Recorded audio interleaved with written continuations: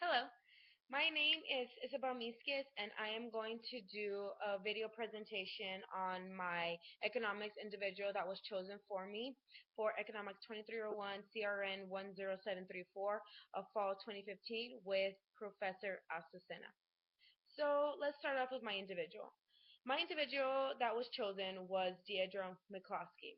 Take into account, I will refer to this economic individual as Donald for the first half, and from there we'll transition and I will explain why within my presentation. So let's start off.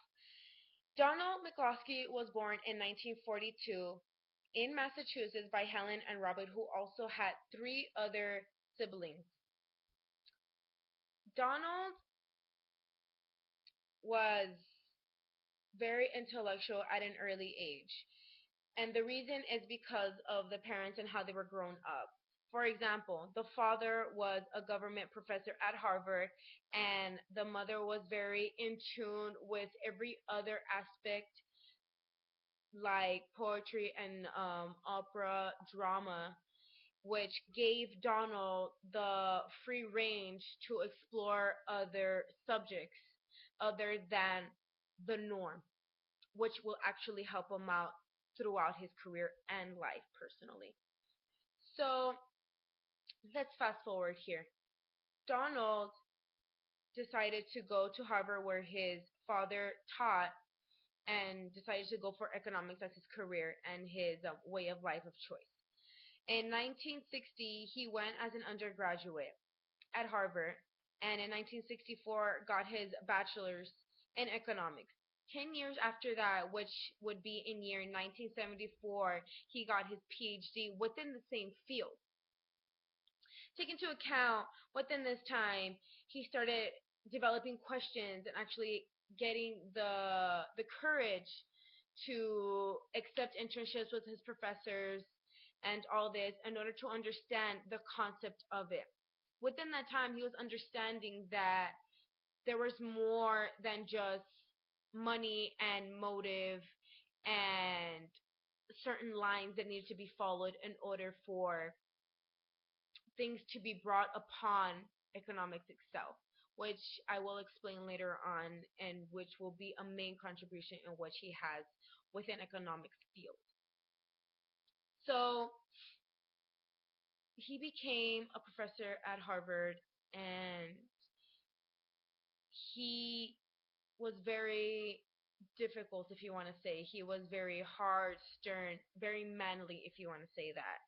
That's what some students recall from their time with him as students.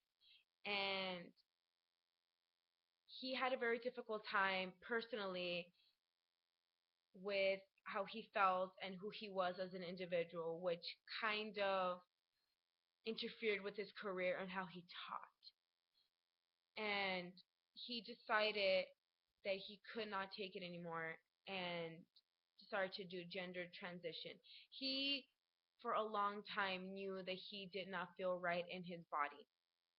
And he finally did something about it. He had to go to a meeting to a different country, and he's like, since I'm here, those are the exact words that he used, since I'm here, why not? And he decided to do his gender transition in 1995, to be exact. He was scared that his decision in his personal life would affect him in his career wise, which actually brought a huge benefit for him personally, for others, and within the field. Because in his words exactly, it is a man's ball game for economics. It is very rare when a female can come out forward and come up with something and people take her seriously. So I will tie it all together within a few minutes, I swear. So a main contribution that Dierdre now, McCloskey, did was bring into rhetoric economics, which is the art of economic persuasion. Take into account when all of this was happening, she resigned from Harvard in 1980 and went to Iowa. When she went to Iowa, Miss McCloskey was awarded the John F. Murray Professor of Economics as well as the Professor of History. Within that time, some of her journals and her theories of rhetoric economics was in the Journal of Economics Literature, which was a permanent contribution to Chicago School of Economics. And what this is in more depth is she brought in mainstream questions that define all laws that other individuals, especially men, came about in their study of economics and how it works and how people do things. He wanted to get more in depth. He branched out into other areas that brought in like history, literature, poetry, especially literature. That is the main argument that Dierdre had, was that people needed to understand how to read and to learn. That is the only way that economics would become modern, which I will speak later on. Another contribution that Dierdre gave for individuals in economics was feminism. When Dierdre was Donald, he was very respected as an individual because, first off, he was a man and very knowledgeable in every way. And when he became a female, those morals didn't change for anyone or their perspective. They had more respect just because her demeanor was not so harsh and it was very subtle and still intellectual. The point was still brought across for individuals. And that was such a great contribution for females because we do not have a say. Just like I said earlier, it was a man's ball game. And Donald said it perfectly because he knew and he experienced both ways, if you want to say that. And that's when Dierdre came out with the book of Berger's Virtues, which argues the virtues of the free market, especially the feminist virtues, which is a great contribution within the economic field itself, especially for the females out there that are trying to get their foot in and get in their morals and their opinions, their ideas of how economics works.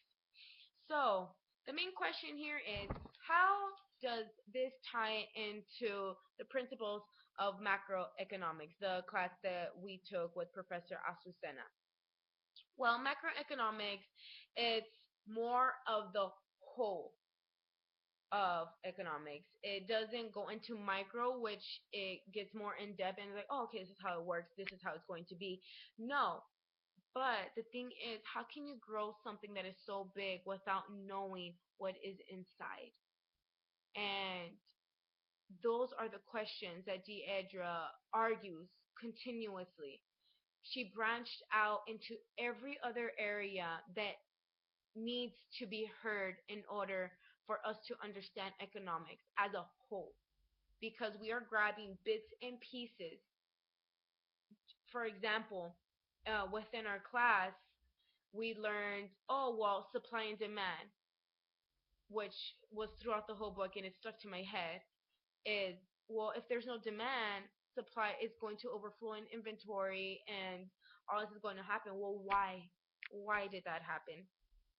Well, Dierdre actually has brought in rhetoric economics, which she dedicated her whole field into modern economics, which is right now at this moment. It is what we're learning right now. And there are two ways that Dierdre says is you could change individuals' minds, especially when it comes to buying things. One is you force them to, or two, it is sweet talk. And with rhetorics, it is free society, which is persuasion. And in modern economics, it's more like sweet talk.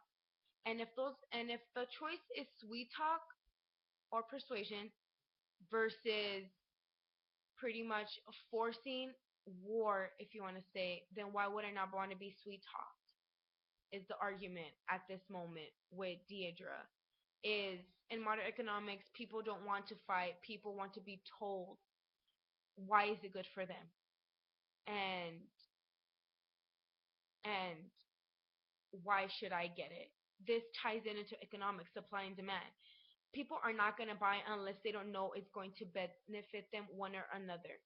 Yeah, the cost might vary or it might fluctuate, which is understandable because prices cannot be sticky unless it's set. Just like in economics, we learn like newspapers and gas and coins and stuff like that.